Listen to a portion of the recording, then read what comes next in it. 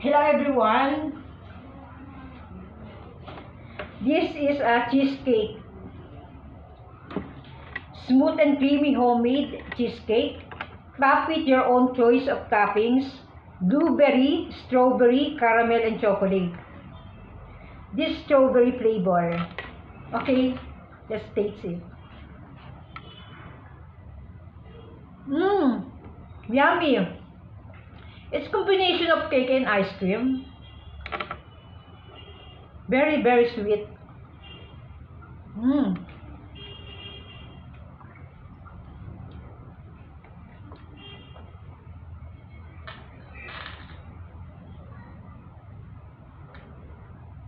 Come on guys, bring your family, friends, and relatives to go here. Enjoy.